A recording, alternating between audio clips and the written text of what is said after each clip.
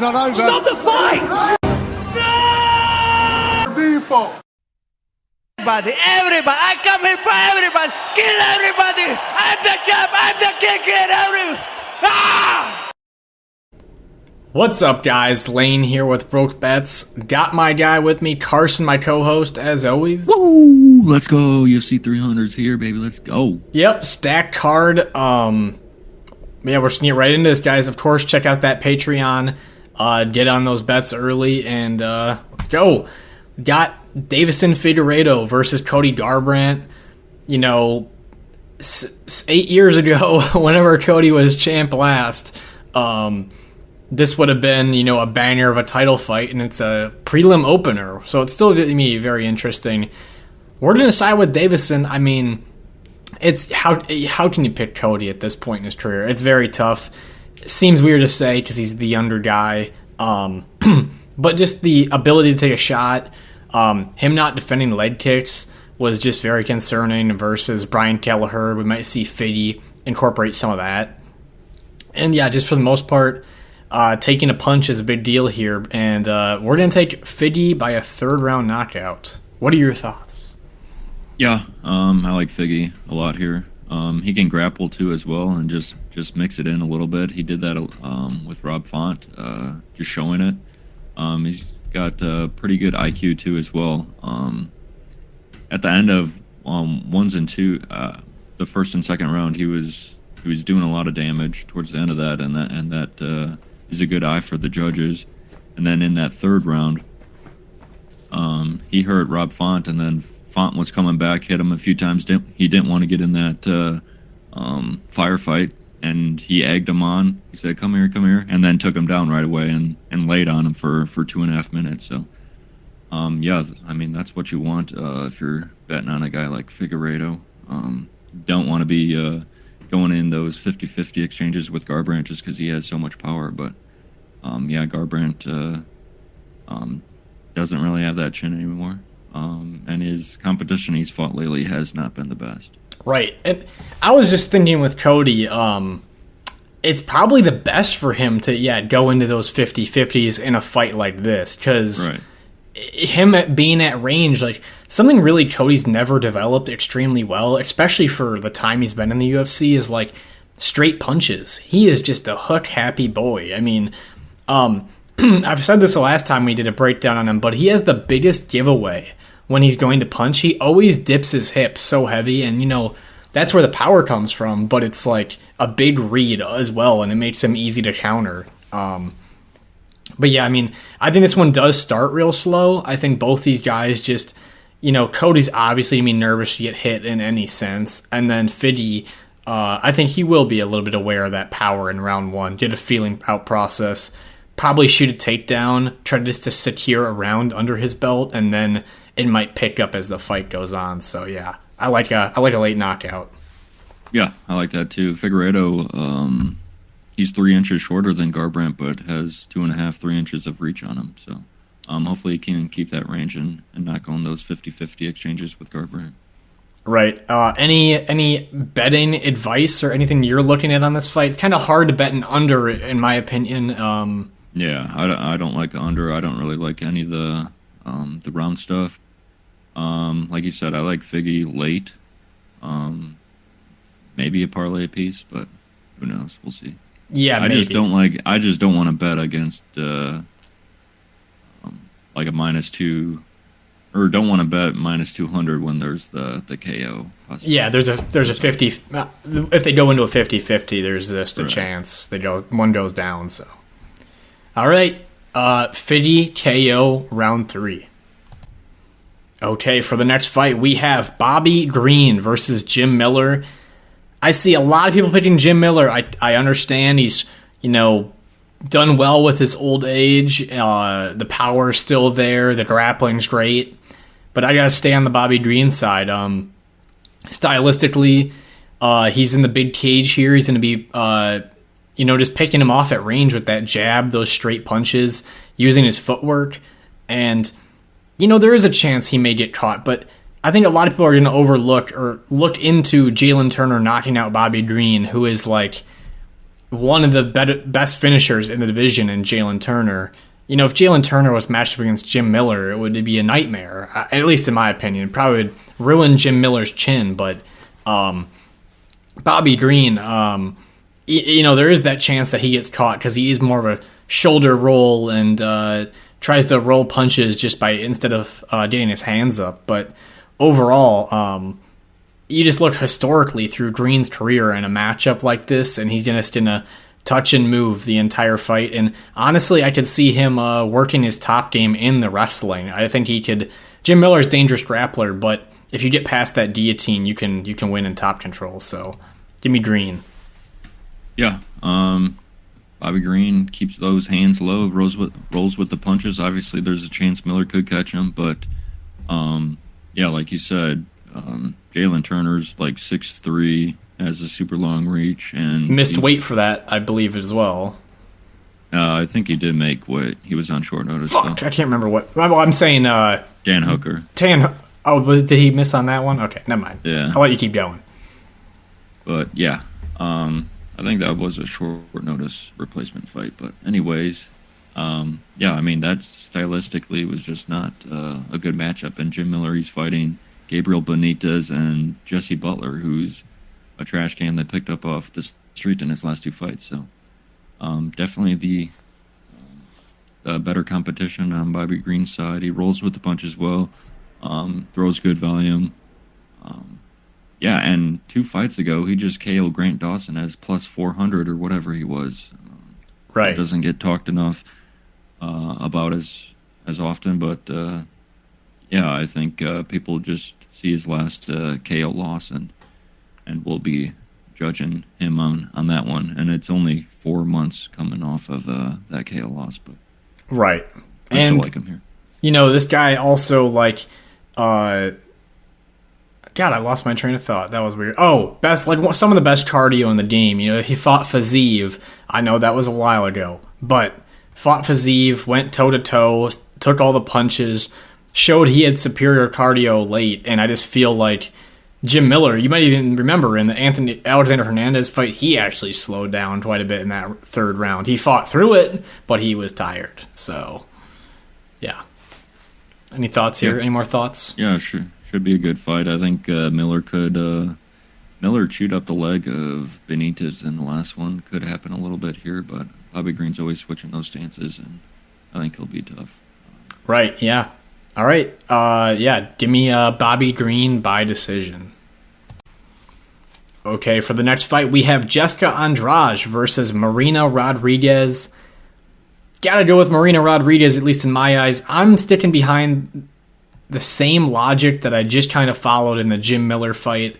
I think she's just a better fighter at length. And, you know, Jessica, as good as she is, you know, when you get a highlight reel knockout over Mackenzie Dern, who's got her chin, you know, straight up in the air, like power slap, I mean, goddamn, you're going to hit her. And when you get that power, and she's going to go down. I mean, Marina, I at least see higher level striking ability from her, keeping the range, attacking at all three levels, you know, using elbows. She can be taken down. You know, she had struggles with that with Virna. But for the most part, I see Marina just being a little bit faster, a little bit better. And Andrade, as good as she's been throughout the years, she does have a lot of downfalls and ups and downs in her career. So, yeah, give me Rodriguez by decision. Yeah, I think Andrade just throws so many wide hooks, and I think Rodriguez can capitalize on that and going down the middle. Yeah, obviously Rodriguez got taken down by Virna and got held down for 15 minutes, but I don't really see that happening here in this one. Yeah, Rodriguez is like 5 inches taller as well, too, in this one, 3 inches of reach advantage. I think she'll be the bigger fighter, and we'll capitalize on the length here. Right, and yeah, I mean Marina. God, I'm losing my train of thought so much right now. I just feel like, yeah, on the outside, winning the fight. You know, she's been in some close ones, but she's also, she shared a little bit with Yan Xiaonan's speed. I feel like Andrade isn't that fast, however. So no. You're looking at that. In terms of betting, I don't like anything really on this fight because I feel like Andrade could finish Marina because we know Andrade has finishing power. Marina could finish Andrade because Yan Xiaonan did, who had never had a KO in like 10 years. So, there's opportunities here, but for the most part, I do think it's just going to be touch and move from Rodriguez. So, yeah, I mean, and if it does go into the clinch, Rodriguez has good knees and elbows in the clinch. So. Right. Okay. Yeah, I like her here by decision. Marina Rodriguez by decision. Okay, for the next fight, we have Jalin Turner versus Renato Moicano.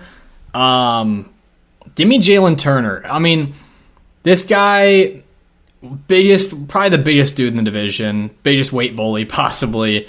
And Moicano, he's a pretty big dude himself. I mean, you look at these fights with Dober and stuff, he looks big in there as well, and it's crazy to think he used to be a featherweight because he's a big dude himself.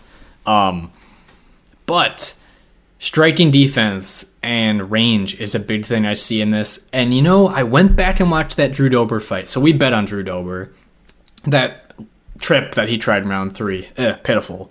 But Dober, consistently, when he throws that left hand, he runs himself into the clinch. And that's where Moicano could get his hands on him, work to back control.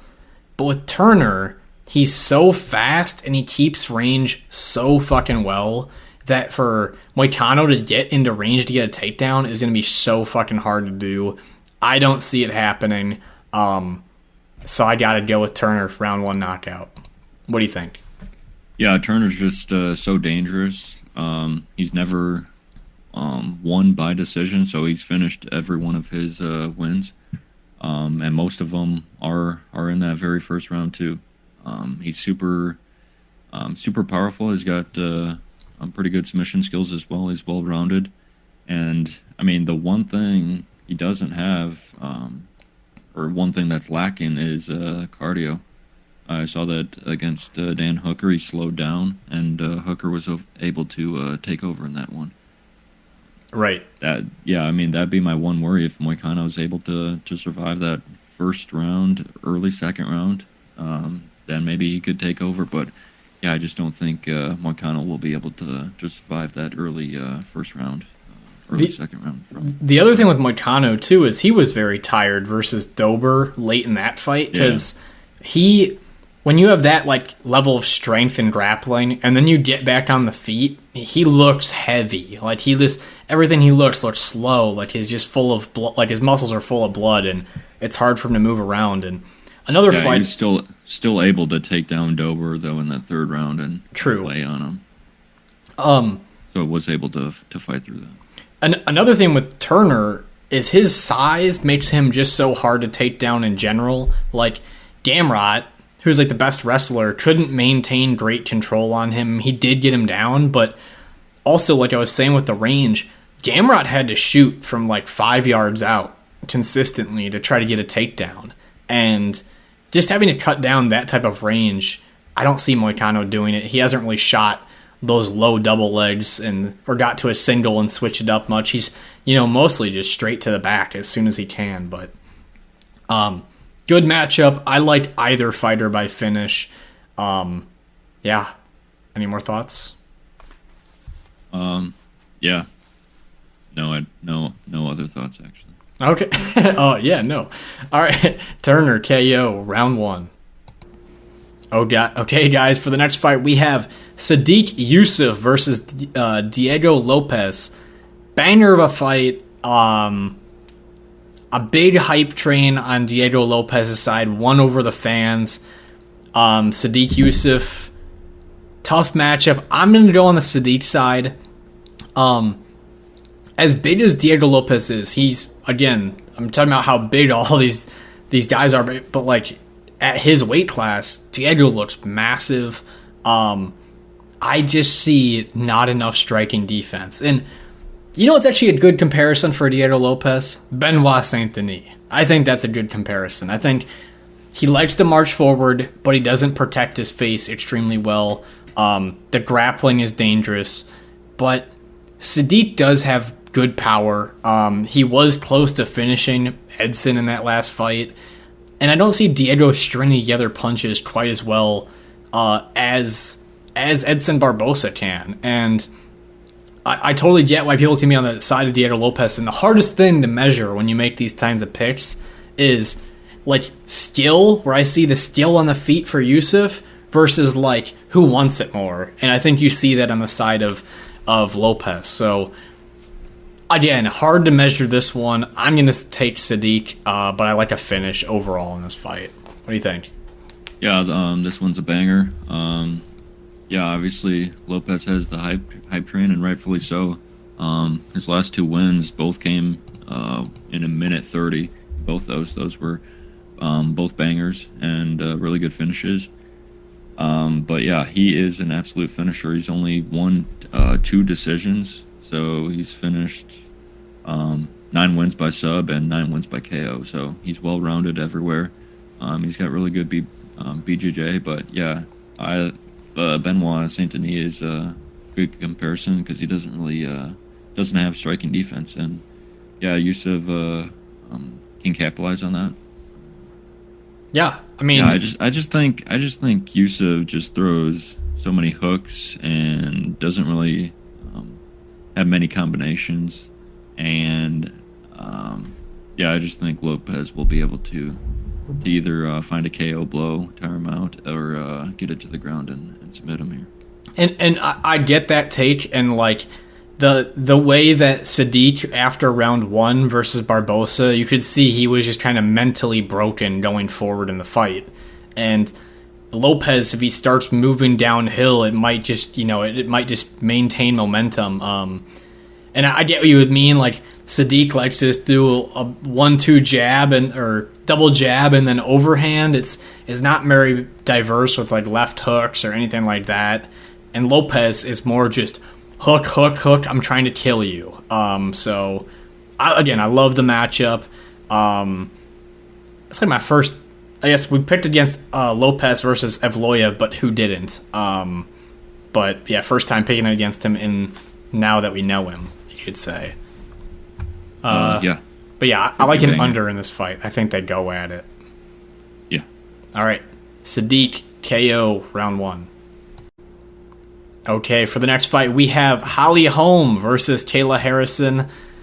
As hyped up as this kind of is, it's happening pretty late in at least Holly Holm's career. We're going to go on the side of Kayla Harrison.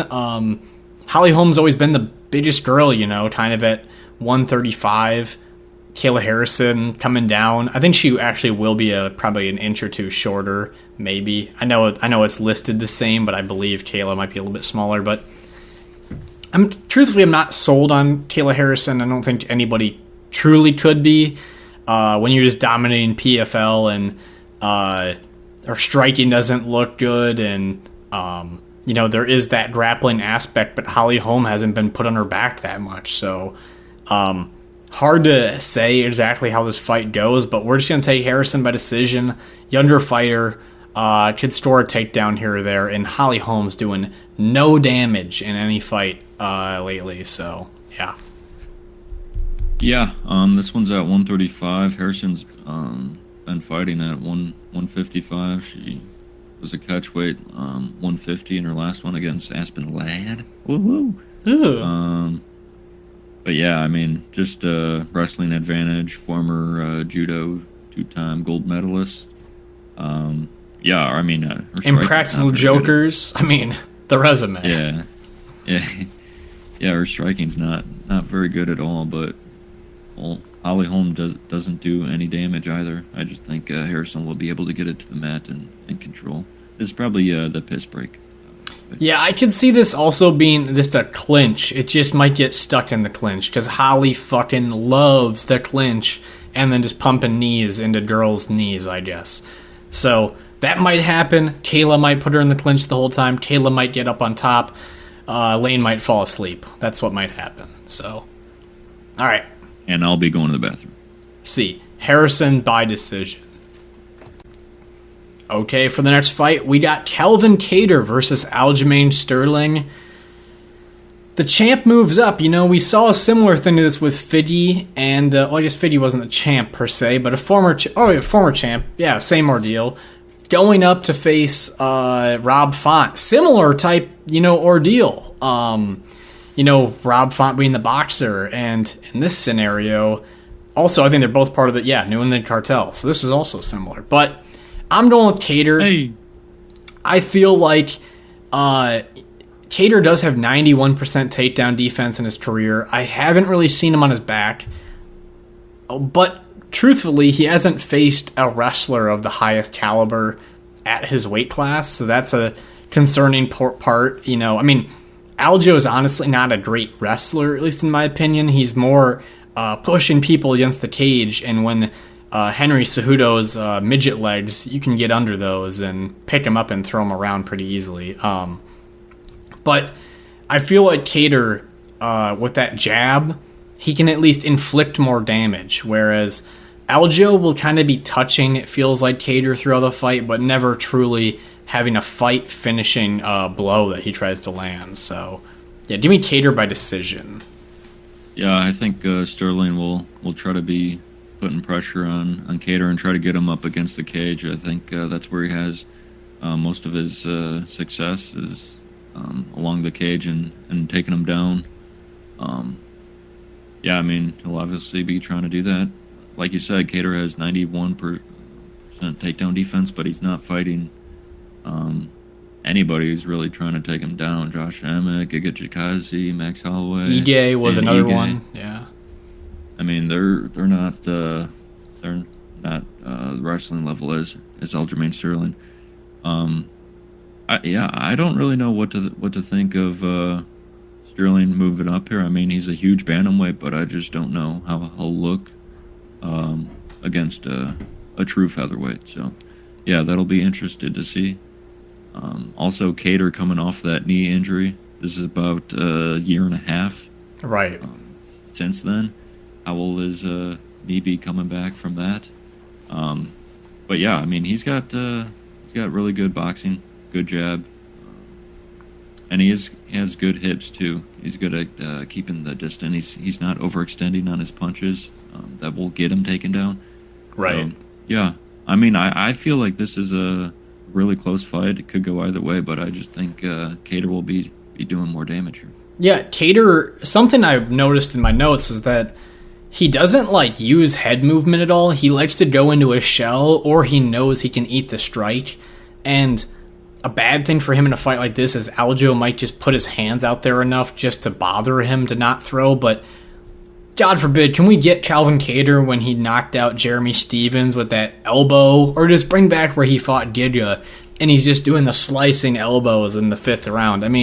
If we get some of that, if we get some of Aljo on his knees looking up at him and he's just getting smashed by elbows, that would be wonderful. But truthfully, Kattar really hasn't, I would say, not improved a whole lot over the course of his last 8 fights, which is sad, Yeah. But yeah, in terms of damage, I'm gonna take Kattar. Let me see if I have any other thoughts.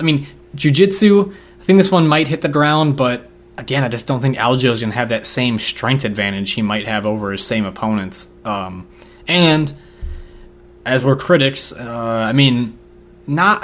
winning. He was winning a lot of those fights, but he's also not winning in great fashion. Yeah. I got Joe Rogan saying he's the best bantamweight of all time. Can we stop saying that?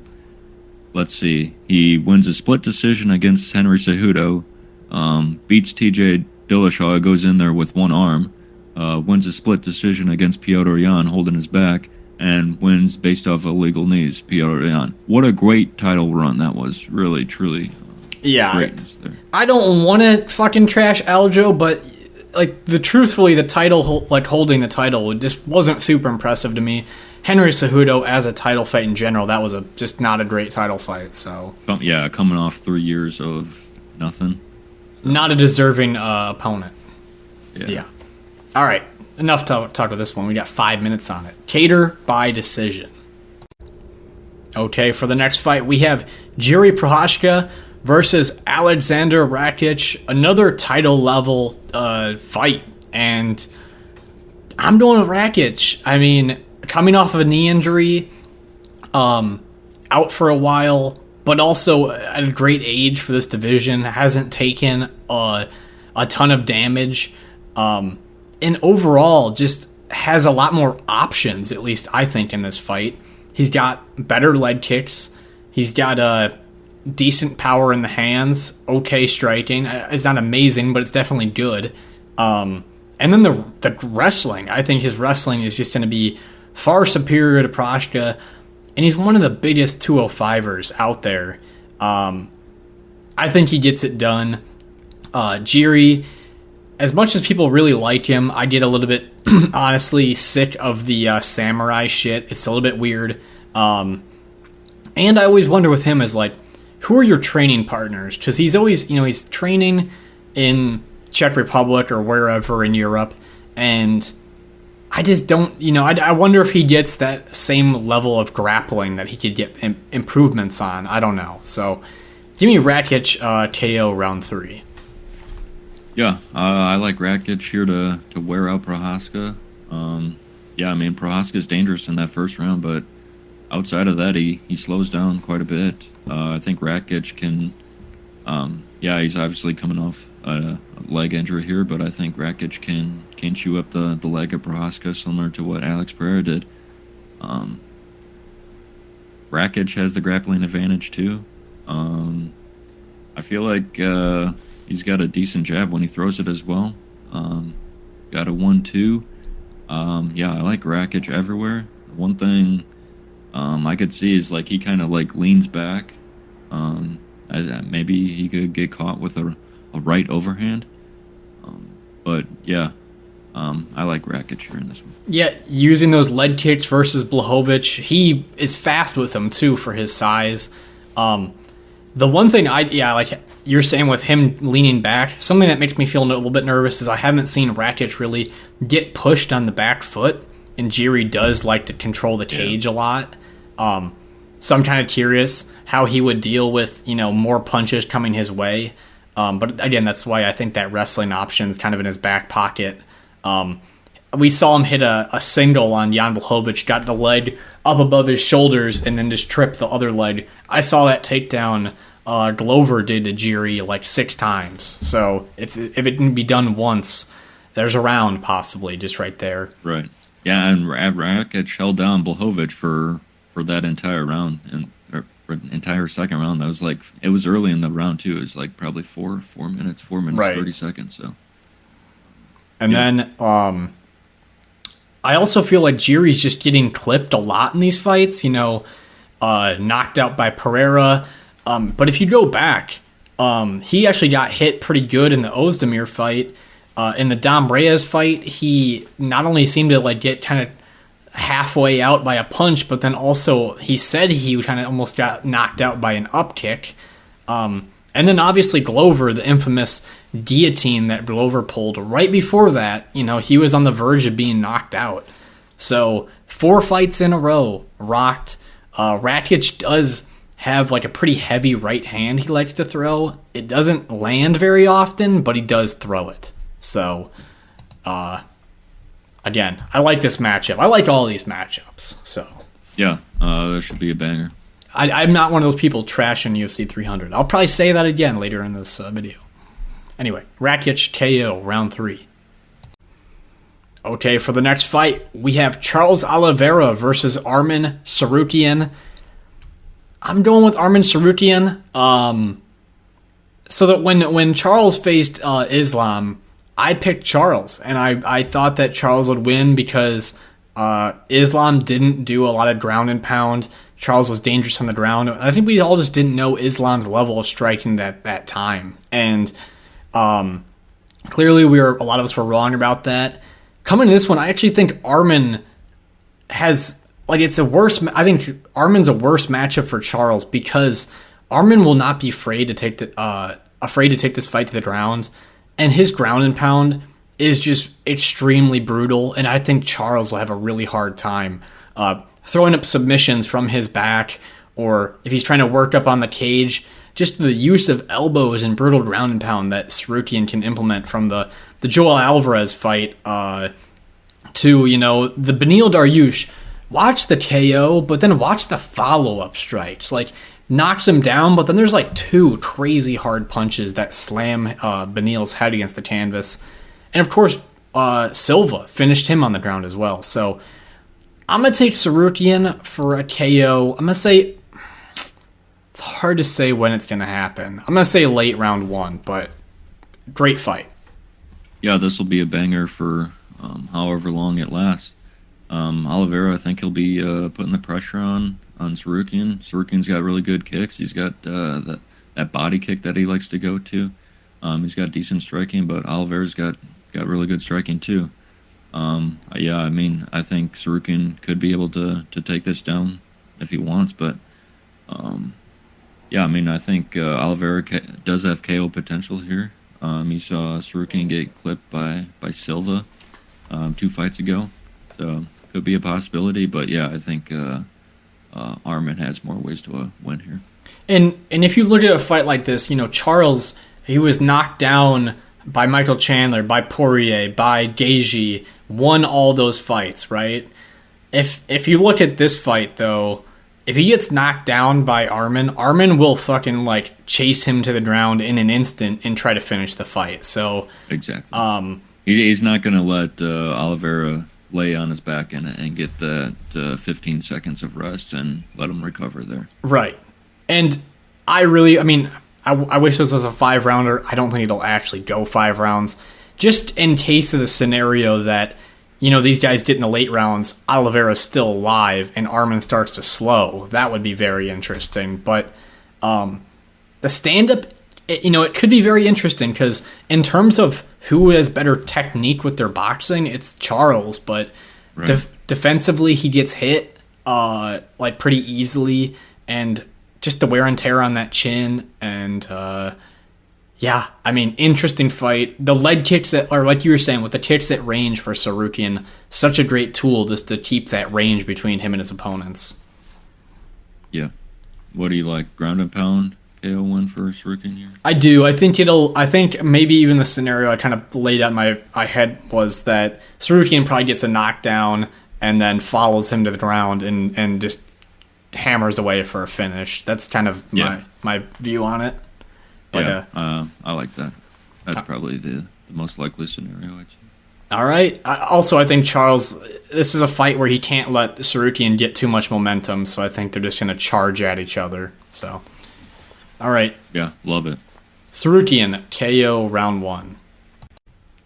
Okay, for the next fight, we have the card that everyone wants to be the main event, Bo Nickel versus Cody Brunage.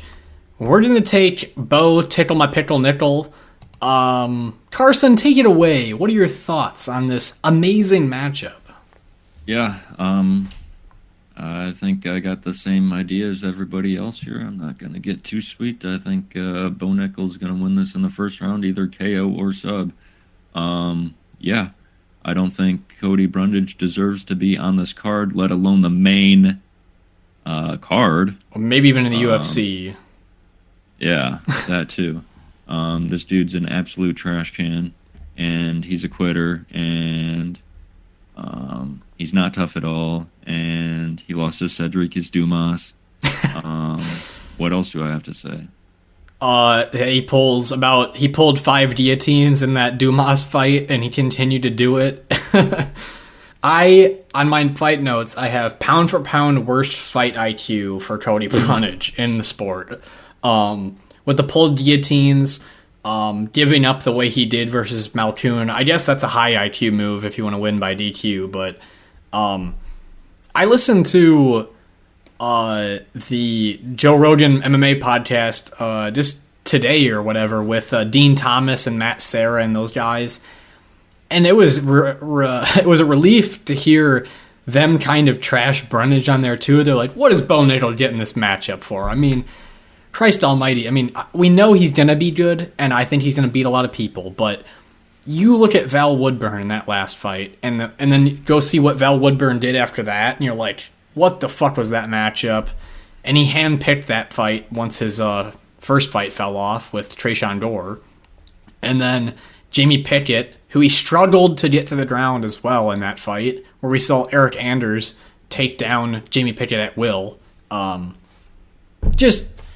Just not happy with this fight. You're paying a pay-per-view price for a fight that'll last less than a minute, and you'll expect a win for Bo Nickel. So I'm going to say submission.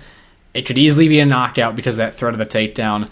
I will say, though, if Cody Brunge wants to win this fight, it actually is going to be a good idea to pull that guillotine, because you're going to go to the ground either way. You may as well try with a fight-ending attempt. I'll just say that. So, any more thoughts here? Yeah. That's probably his only way of winning. As Nickel leaves his head out there and Brundage is able to snatch up a guillotine. But, yeah, very, very, very unlikely. Minus 3,000 for Bo Nickel, so who's throwing that down? Not me. I just tell him, man, fucking swing for the fences, because Bo Nickel's going to do the same thing to you.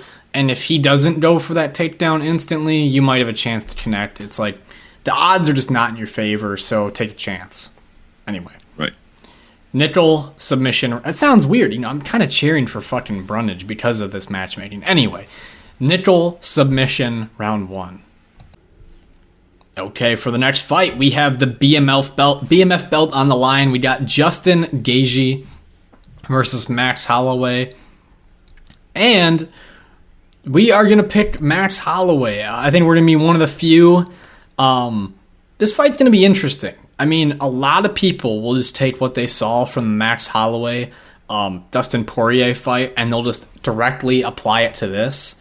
I don't think Max got the proper preparation for that coming up in weight. I think he got like a call a month out or something. You're not able to get your body weight up to 155. I think at least on this, he got like 4 months to really prepare for this. And then, a lot of people will look at the Volkanovski fight and be like, he got his leg kicked in the first one, and then up until the third fight, he really struggled with Volkanovski's speed. But I don't think, Gaethje, as good as those leg kicks are, Max Holloway's shown since that first Volk fight, he's been able to avoid a lot of them. And then, in terms of speed and footwork, Volk was so good at using his footwork with speed to hit people, whereas Gaethje's planting his feet and just throwing as hard as he can. I think Max, for one, his chin will still hold up. There's a chance it could fail because it's Gaethje throwing the punches, but we're going to take him by decision. Give me the late rounds. 4 and 5 are typically Max's rounds. I'm going to say they are still.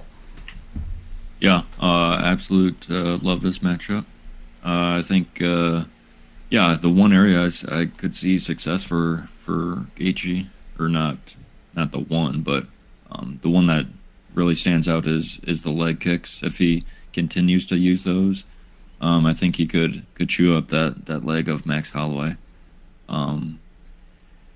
But he just gets in love with his hands, and rightfully so, because it makes it fun for everybody. I think he'll be overextending with those hooks, overthrowing, and I think Holloway will be throwing more volume. They both have granite chins, so I don't think. Of course it's a possibility. Someone can get KO'd when they're throwing that many strikes, but. I think this one goes longer. What else do I got? Going back to Gaethje and Fiziev, honestly, rewatching that, I thought Fiziev won. He took the first 2 rounds, and then Gaethje really took over in that third round when Fiziev slowed down, and Gaethje started throwing that jab, and he threw uppercuts behind that as well, and that is really when he started taking over. If Gaethje threw that jab consistently, he would be so much better, and it would benefit him so much. But I just think he gets so in love with the hooks and just overthrows. So, yeah. Right, and Max's whole entire game is, and that's why Poirier had so much success against him, is Poirier kept the punches straight, and he just hit the target when needed, and he was just the bigger guy, so it had a bigger effect. but Holloway also won rounds 4 and 5 in that fight. One thing that really does worry me for this fight is the cuts that could open on Max's face, because he's been getting, that scar tissue. And if you just take a couple punches that are that heavy, I could see, a bad cut opening up near the eye. He's had a frequent one that's just like a line straight up from his nose towards his hairline, just show up, and something like that. I could see this ending the BMF belt the same way the fucking Masvidal and Diaz one ended, but I really hope that's not the case. And Gaethje doesn't show any damage on his face. When Fiziev was cracking him a ton in that fight, he didn't show anything. There was nothing on his face. Yeah, his face doesn't swell. Poirier hit him a million times. He hardly had any swelling. I don't know. He's got like a rock for a head, but inside of his head too. Strangely, Gaethje he gets rocked, but he never falls down truly. I mean, he fell down versus Oliveira, but if you see Fiziev put him on, wobbly legs for a little bit, he gets chicken legs, but he doesn't seem to fall down super easily. Whereas Max hasn't. He's like Cheeto Vera. There's no such thing as ever being rocked in their career. But yeah, both these guys are super tough, so I think it's it's definitely going to be a banger. But yeah, I think it goes the full 25 minutes. I think Max Holloway can take over in those later rounds and get the upset here. Also, newfound motivation for him in this fight. You're facing Korean Zombie. Motivation's got to be a little bit tough to get prepared for that. Allen, you faced Volk 3 times, but now you're coming into a fight where you're like, all right, there's something to prove here. So I hope we see flow state Max like we did versus Kattar. And Korean Zombie would kind of go or encourage the firefights, just walking them down and throwing tons of hooks, and Holloway did a good job covering up and circling the cage and really taking his shots there. And that finishing sequence against Korean Zombie was incredible. Him face planting. Yes. Yep. All right. Holloway by decision. Okay, for the women's strawweight championship, we have Zhang Weili versus Yan Xiaonan. We're taking Zhang Weili. Zhang Weili, remember me? Remember that when she won the belt? I love that line. I do remember that. Thank you for reminding me. Zhang Weili, what do you think of Colby Covington? Oh, very handsome. Just the wrestling in this fight, that's just going to be the big distinguishing factor. We've seen Yan Xiaonan get grounded out by Carla Esparza in the crucifix. Obviously, that was a while ago. She hasn't really gotten taken down and handled like that since. But Zhang just brings a whole nother level of strength to a fight like this. And in terms of the striking as well, big power advantage. And Yan Xiaonan, like I said earlier in this video, hadn't really had a KO or anything special in her striking go on. She is pretty quick for 10 years. Then she knocked out Andrade, who was just, getting a little hook happy. So give me Zhang Weili. I'm going to take a third or a second round knockout. I'm going to say it's ground and pound. What do you think? Yeah, Yan Xiaonan has pretty good speed on her punches. Pretty quick. But I think Weili will be able to outmuscle her, take her down on the mat, and ground and pound her out. I think that's just the big I think that's the big path to victory for Weili, and I think she takes advantage there. Both Chinese fighters here.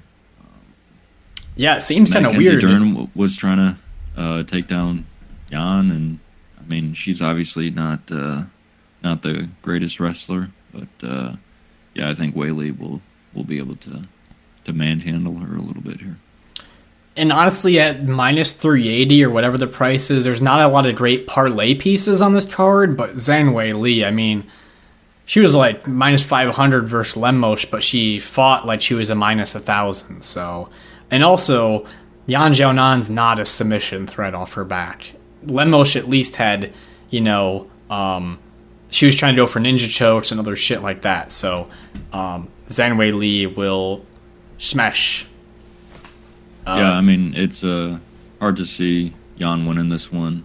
Obviously KO'd Andrade in the last one, but didn't have a finish before then in the UFC forever.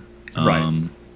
I just don't think she'll be able to win 3 out of the 5 rounds if it did go the distance. Yep. Pound for pound, I'd say number 1 women's fighter right now as well with Weili. Yeah, absolutely. All right, Weili KO round 2. Okay, guys, welcome to the main event prediction of UFC 300. As always, drop a like, subscribe, get to the Patreon, get those bets, and let's just keep making money. So, Alex Pereira versus Jamahal Hill. The main event that a lot of people trash, but honestly, I love it. Got a former champion in Hill and the current in Pereira. And we're going to go with Jamahal Hill. As good as Pereira is, I do see just some holes in his game, and maybe it's just with his age as well, but he's just incredibly rigid, which is where that power comes from as well. But even versus Jiri, in the finishing sequence and other parts of the round, Jiri was hitting him pretty clean at some moments. And Jamahal, I think, is just a better striker than Jiri even. And then you take into consideration with this fight that Jamahal Hill likes to fight southpaw. He can switch stance, but he's mostly a southpaw, so that lead leg kick is kind of negated in a fight like this. And Pereira, we all know he's got the equalizer with his hands, but I think Jamahal can be a little bit more accurate and just touch Alex a couple times in a row before he finds a knockout. I mean, look at what Izzy. I know Izzy, beat Pereira on a heavier weight cut for Alex and stuff. And I'm not an Alex hater by any means. I picked him pretty much in every fight he's had. So, other than Sean Strickland, funny enough, because I thought Strickland would wrestle. I think a lot of people did. Anyway, I'll bring this over to you. I got Hill by KO. Yeah, they're pretty much listed at the same height and reach. I think Jamahal Hill will be able to use his length a little bit more, throwing the straight punches. He throws the teep kick really well too, which I don't think gets talked about enough. He threw that teep kick against Santos multiple times. Did it against Teixeira as well. Throws the straight punches right down the middle. Obviously Pereira's got a good leg kick and the left hook to be the equalizer, but I think it'll be tough to land here on Hill. Hill's never been KO'd before. Yes, it says he's been KO'd, but that was arm break subbed pretty much. Yeah, but yeah, I love this matchup, like you said. But yeah, I just think Hill uses those combos more, straight punches, and is able to KO Pereira here. He likes to put the fucking gas on people too. He even with Glover, man, he just gave no fucks about Glover being old. He just went after him the whole fight. I think also Jamahal getting in, pushing him back to the fence, and he was doing some dirty work with the boxing in the pocket. He would grab Glover's head and just swing these heavy uppercuts in there. And I mean, one of my big things with Izzy when I was talking about Izzy and Alex's fights was if Izzy were to throw back, he would have had more success. And then finally in that second fight, he just went for it and he threw a shot. And you look at Jamahal Hill, bigger power. I just don't see that roll on those punches for Alex. I do think what you're talking about with the kicks from Jamahal, it'll be hard for him to land those types of things because I think it's just wired into Pereira how to defend kicks very well.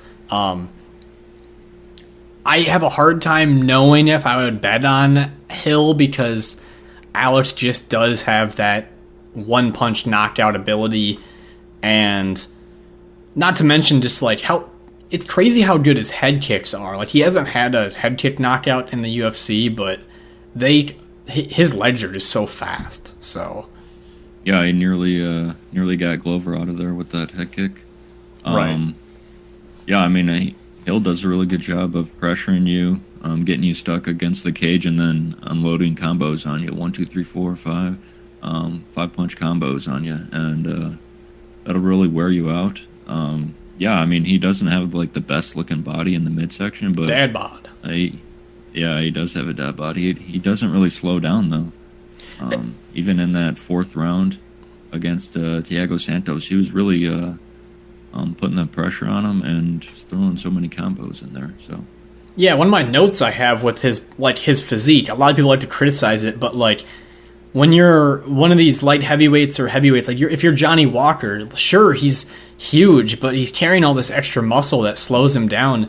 Jamahal, when you focus your fat around your belly, that's like, your belly doesn't need to be fast. Your arms and your shit need to be fast. Like, I feel like it actually somewhat benefits him because it's more natural build for him. Maybe I know it sounds weird to say, but being all muscle in this sport is not the greatest thing ever, especially at these high weight classes. So, yeah, I see Jamahal.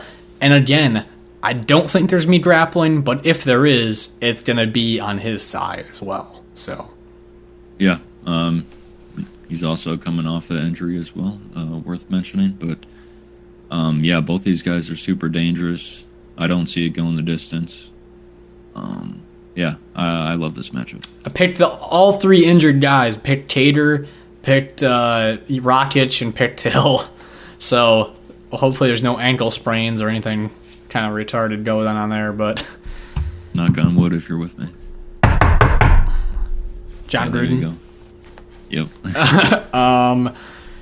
Yeah, other than that, love the main event. I would not care if Alex won. I love both the guys, so happy to watch it. Any more thoughts? No, it should be a banger. All right, guys. Peace. Peace. Okay, guys, to recap, Allen versus Curtis ended negative 0.41 units. Man, I was up 2.59 units, and then just the 2 bets, Campbell and Allen just crushed me. But let's start it off at the top. So Matsumoto, Dan Ardetta, no damage, crotch sniffer, a lot of crotch sniffers on this card. Matsumoto trying to do the damage, finishing with a guillotine. Saw Ardetta went out. Nice performance. Good to see he can deal with the grappling. Almeida, same ordeal. I mean, we called that fight pretty much to a T. Budka, no damage, has some wrestling, but couldn't do anything with it.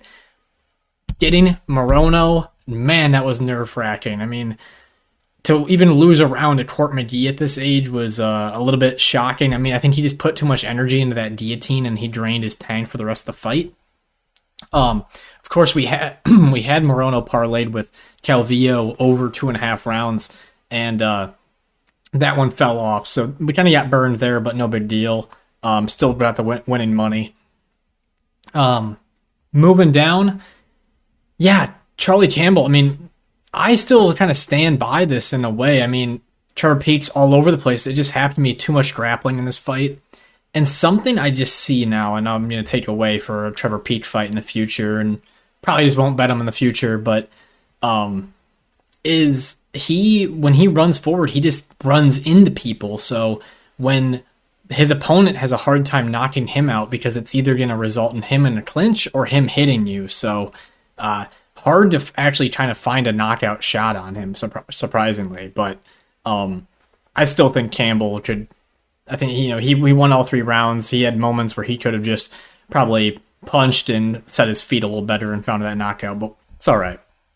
The main event, under 2.5 rounds, man, I mean, like, violent. I knew this fight was me violent. I was just surprised both guys held up. I know Chris is extremely durable, but Brendan Allen, like, he got the back of Curtis 3 times in the first 2.5 rounds or whatever. Didn't get the submission. Chris just hit him with some big fucking punches too, and like 20 seconds after the under 2.5 mark, that was where that big punch came in that almost got Brendan out of there. So, good fight. I really thought Curtis won. I think it's a little bit of a disjustice. I think they're going to give, the judges, I think, gave Brendan Allen round 5, but like Chris Curtis had a freak knee injury or hamstring injury with 10 seconds left in the fight that really wasn't creditable to Brendan Allen. I don't know. How do you score that? We picked Brendan Allen here, but do you justify that Brendan Allen deserves to win because Chris Curtis is kind of injured with that 5th round, or do you say Chris did more in the round? I don't know. But great fucking fight, nevertheless. Other parts of the card. Oh, yeah, we had the Durandamy finish only. I mean, she wasn't even close to getting finished, so... And she had the finishing potential on her side. It's whatever. Victor Hugo, that was easy money for a lot of people I saw. Ignacio Bahamundes, good comeback fight. But, yeah, starting up really hot. Again, increased the unit size. I did the adders, half-unit adders on those, and ended up getting burning myself. But I'll still stand by these picks, under 2.5 rounds for a violent-ass main event. You got to try to take a shot at that. So, anyway, guys, thanks for watching. See you guys on Thursday for the bets video. Peace.